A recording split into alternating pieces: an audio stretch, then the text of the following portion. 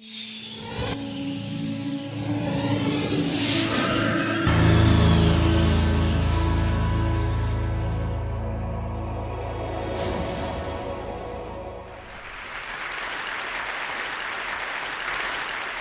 a storyteller, and I would like to tell you a few personal stories about what I like to call the danger of the single story. I grew up on a university campus in eastern Nigeria. My mother says that I started reading at the age of 2, although I think 4 is probably close to the truth. So I was an early reader, and what I read were British and American children's books. I was also an early writer. And when I began to write at about the age of 7, stories in pencil with crayon illustrations that my poor mother was obligated to read, I wrote exactly the kinds of stories I was reading. All my characters were white and blue-eyed. They played in the snow. They ate apples. And they talked a lot about the weather, how lovely it was that the sun had come out. Now, this despite the fact that I lived in Nigeria. I had never been outside Nigeria. We didn't have snow. We ate mangoes. And we never talked about the weather because there was no need to. My characters also drank a lot of ginger beer because the characters in the British books I read drank ginger beer. Never mind that I had no idea what ginger beer was. And for many years afterwards, I would have a desperate desire to taste ginger beer. But that is another story. What this demonstrates, I think, is how impressionable and vulnerable we are in the face of a story, particularly as children. Because all I had read were books in which characters were foreign, I had become convinced that books, by their very nature, had to have foreigners in them and had to be about things with which I could not personally identify. Now, things changed when I discovered African books. There weren't many of them available, and they weren't quite as easy to find as the foreign books, but because of writers like Chinua Achebe and Kamara Laye, I went through a mental shift in my perception of literature. I realized that people like me, girls with skin the color of chocolate, whose kinky hair could not form ponytails, could also exist in literature. I started to write about things I recognized. Now, I loved those American and British books I read. They stirred my imagination. They opened up new worlds for me. But the unintended consequence was that I did not know that people like me could exist in literature. So what the discovery of African writers did for me was this. It saved me from having a single story of what books are. I come from a conventional middle-class Nigerian family. My father was a professor. My mother was an administrator. And so we had, as was the norm, live-in domestic help who would often come from nearby rural villages. So the year I turned 8, we got a new houseboy. His name was Fide. The only thing my mother told us about him was that his family was very poor. My mother sent yams and rice and our old clothes to his family. And when I didn't finish my dinner, my mother would say, "Finish your food. Don't you know people like Fide's family have nothing?" So I felt enormous pity for Fide's family. Then one Saturday, we went to his village to visit. And his mother showed us a beautifully patterned basket made of dyed raffia that his brother had made. I was startled. It had not occurred to me that anybody in his family could actually make something. All I had heard about them was how poor they were, so that it had become impossible for me to see them as anything else but poor. Their poverty was my single story of them. Years later, I thought about this when I left Nigeria to go to university in the United States. I was 19. My American roommate was shocked by me. She asked where I had learned to speak English so well and was confused when I said that Nigeria happened to have English as its official language. She asked if she could listen to what she called my tribal music, and was consequently very disappointed when I produced my tape of Mariah Carey. She assumed that I did not know how to use a stove. What struck me was this. She had felt sorry for me even before she saw me. Her default position toward me as an African was a kind of patronizing, well-meaning pity. My roommate had a single story of Africa, a single story of catastrophe. In this single story, there was no possibility of Africans being similar to her in any way, no possibility of feelings more complex than pity, no possibility of a connection as human equals. I must say that before I went to the US, I didn't consciously identify as African. But in the US, whenever Africa came up, people turned to me, never mind that I knew nothing about places like Namibia. But I did come to embrace this new identity, and in many ways, I think of myself now as African, although I still get quite irritable when Africa is referred to as a country, the most recent example being my otherwise wonderful flight from Lagos 2 days ago, in which there was an announcement on the Virgin flight about their charity walk in India, Africa, and other countries. So after I had spent some years in the US as an African, I began to understand my roommate's response to me.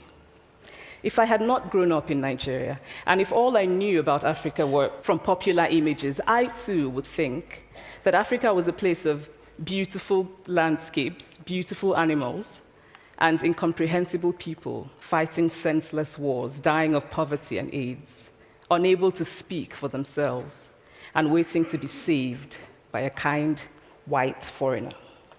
I would see Africans in the same way that I, as a child, had seen Fide's family. This single story of Africa ultimately comes, I think, from Western literature. Now, here's a quote from the writing of a London merchant called John Locke, who sailed to West Africa in 1561 and kept a fascinating account of his voyage. After referring to the black Africans as beasts who have no houses, he writes, "They are also people without heads, having their mouths and eyes in their breasts." Now, I've laughed every time I've read this, and one must admire the imagination of John Locke.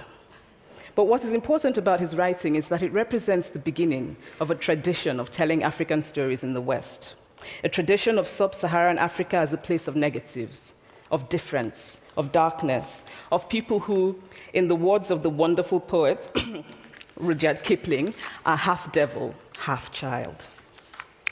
And so I began to realize that my American roommate must have, throughout her life, seen and heard different versions of this single story. As had a professor who once told me that my novel was not authentically African. Now, I was quite willing to contend that there were a number of things wrong with the novel, that it had failed in a number of places, but I had not quite imagined that it had failed at achieving something called African authenticity. In fact, I did not know what African authenticity was.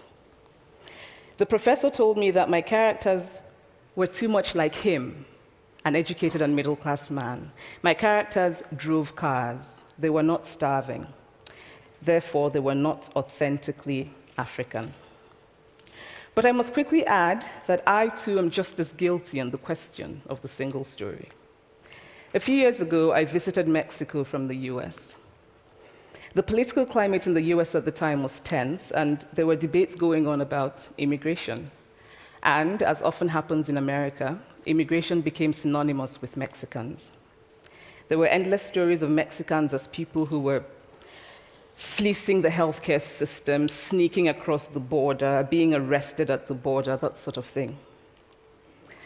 I remember walking around on my first day in Guadalajara, watching the people going to work, rolling up tortillas in the marketplace, smoking, laughing.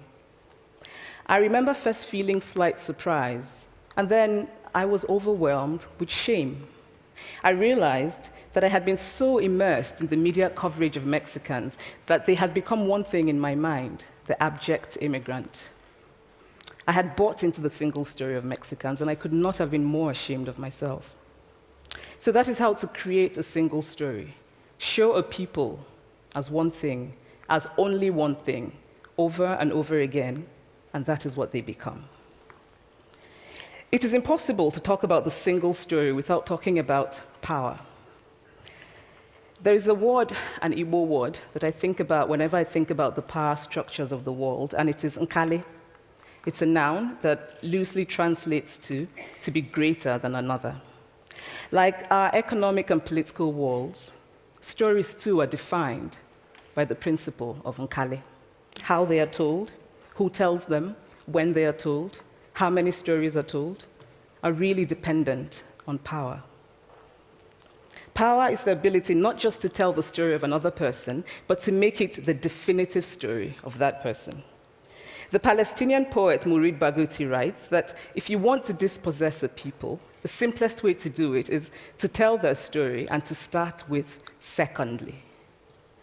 Start the story with the arrows of the Native Americans and not with the arrival of the British, and you have an entirely different story. Start the story with the failure of the African state and not with the colonial creation of the African state, and you have an entirely different story. I recently spoke at a university where a student told me that it was such a shame that Nigerian men were physical abusers like the father character in my novel. I told him that I had just read a novel called American Psycho,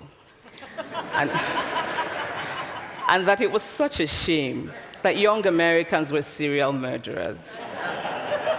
Now,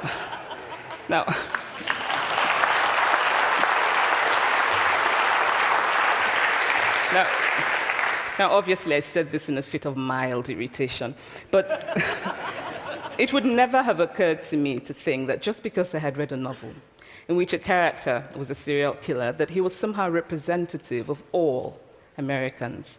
And now, this is not because I'm a better person than that student, but because of America's cultural and economic power, I had many stories of America. I had read Tyler, Updike, and Steinbeck, and Gateskill. I did not have a single story of America. When I learned some years ago that writers were expected to have had really unhappy childhoods to be successful, I began to think about how I could invent horrible things my parents had done to me. But the truth is that I had a very happy childhood, full of laughter and love, in a very close-knit family. But I also had grandfathers who died in refugee camps. My cousin, Polly, died because he could not get adequate health care. One of my closest friends, Okoloma, died in a plane crash because our fire trucks did not have water. I grew up under repressive military governments that devalued education so that sometimes my parents were not paid their salaries. And so as a child, I saw jam disappear from the breakfast table. Then margarine disappeared. Then bread became too expensive. Then milk became rationed. And most of all, a kind of normalized political fear invaded our lives. All of these stories make me who I am. But to insist on only these negative stories is to flatten my experience and to overlook the many other stories that formed me. The single story creates stereotypes, and the problem with stereotypes is not that they are untrue, but that they are incomplete. They make one story become the only story. Of course, Africa is a continent full of catastrophes. The immense ones, such as the horrific rapes in Congo, and depressing ones, such as the fact that 5,000 people apply for one job vacancy in Nigeria. But there are other stories that are not about catastrophe, and it is very important, it is just as important to talk about them. I've always felt that it is impossible to engage properly with a place or a person without engaging with all of the stories of that place and that person. The consequence of the single story is this: it robs people of dignity. It makes our recognition of our equal humanity difficult. It emphasizes how we are different rather than how we are similar. So what if before my Mexican trip, I had followed the immigration debate from both sides, the US and the Mexican? What if my mother had told us that Fide's family was poor and hardworking? What if we had an African television network that broadcast diverse African stories all over the world, what the Nigerian writer Chinua Achebe calls a balance of stories?